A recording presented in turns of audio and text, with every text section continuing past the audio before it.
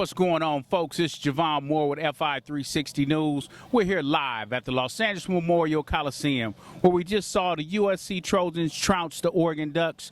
They couldn't even swim out here in California. They end up losing 45-20. One thing that stood out to me, though, man, was the Oregon Ducks normally have this explosive offense.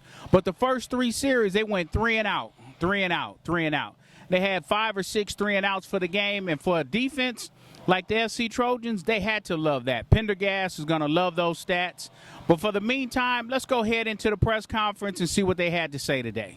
Yeah, no question. I just think, you know, whenever we come into the game, I got to give credit to Clancy and this defense. We talked about getting penetration to stop the run and set the edges.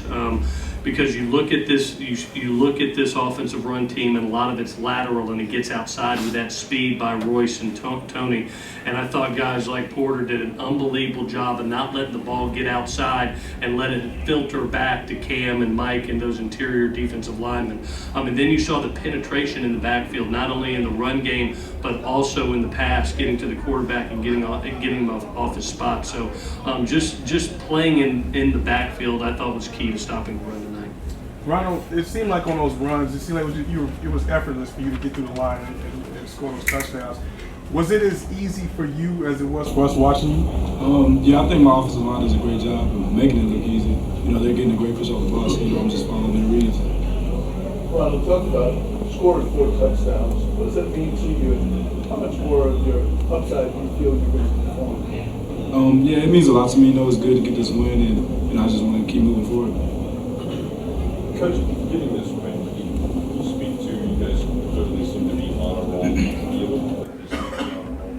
Yeah, we didn't play perfect tonight, but you know, when I look at it and you play a good Oregon team at home, to continue our success at home, continue the balance we have on offense, just a suffocating defense right now. We're playing good football. You know, the one thing I'm just going to be honest, and I told them is, you know, we have to clean up the penalties. That was way too much yellow out there tonight, and we got to get that cleaned up. But you know, you want to be playing your best football by November, and that's what we're doing right now. That was the first step. We've got 3 weeks to go, and we got a mighty big game coming up against Washington.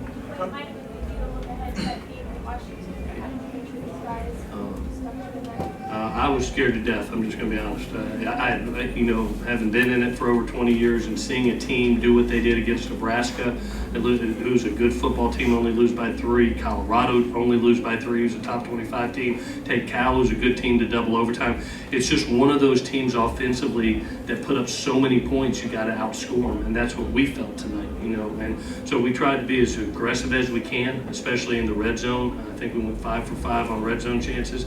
Came up with a little bit of a wrinkle in the special teams game, using Adoree as the bait on a rat punt play, and letting Mike get a big punt return for us. Michael Pittman get a big punt return for us. But we've got to continue it. You know, the offenses in this league, and there's another one that's coming up in Washington. We've got to play this aggressive style of ball that we're playing in all 3 areas to be able to have a great November. Coach Sam? Man, what a bright future we have. You know, to be able to see Deontay go out there and really blossom as a receiver.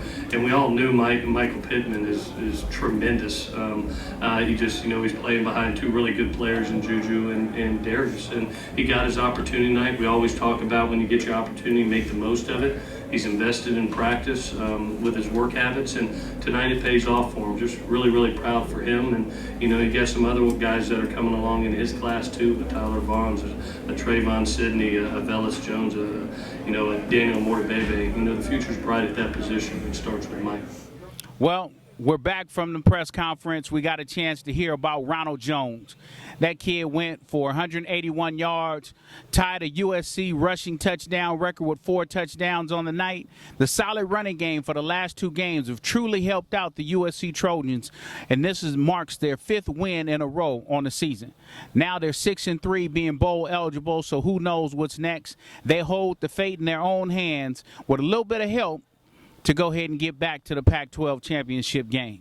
But we don't know if they're going to be able to do it. But in the meantime, their quarterback, Sam Darnold, he's doing just the right things with that play-action pass to make things happen. He did have one rookie freshman mistake today. Threw one late across the middle to Juju Smith that he just shouldn't have threw. But The way it turns out, he threw the passes to 10 different guys, 9 SC guys and 1 Oregon guy on the evening. But if that's the only thing we can complain about, then the SC Trojans are doing exactly what they got to do. Clay Helton is doing an awesome job with the squad. Next week they go head up to Seattle and face the only undefeated team left in the Pac-12. And with Mississippi State beating Texas A&M today, Washington should be the first 4 in for the college football playoff. But we got to wait and see. So SC will have an opportunity to dethrone them. Let's talk about Thursday night and the UCLA Bruins across the street. Still just trying to find a way to get it done. The running game still can't get it. Only rushed for 35 yards in the game. Mike Feifel, he went ahead and threw for 1 touchdown and 1 interception. So he's doing all that he can. Everybody knows for UCLA that Josh Rosen is going to have his shoulder surgery now. So that's all you can do. So the Bruins did go down to the Colorado Buffaloes 20-10 on Thursday night. They're just the opposite of SC being 3-6, so they got to win their next 3 games just to be bowl eligible. That's just to possibly make it to Vegas. So it's not looking good for the Bruins, but at the very least, they got 3 more weeks to get some practice in. And as always, this is Javon Moore with fi360 News. We always enjoy you tuning in. And like always, make it a great one.